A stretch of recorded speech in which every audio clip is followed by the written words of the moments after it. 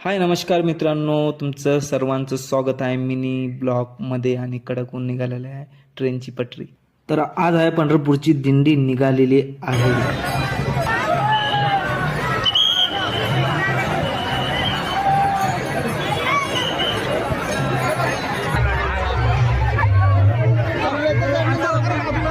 तुकाराम महाराजांची पालखी निघालेली आहे, तुम्ही बघू शकता. आणि हात लावून दर्शन पण घेतलो.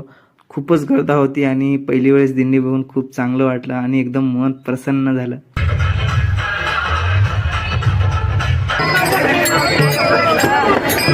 दुरून आले होते वारकरी लोक पुण्यामध्ये आणि त्यांचं सामान वगैरे या टेम्पोमध्ये होतं आणि रिमझिम रिमझिम पाऊस पडत होतं आणि निघाली आहे दिंडी पंढरपूरला.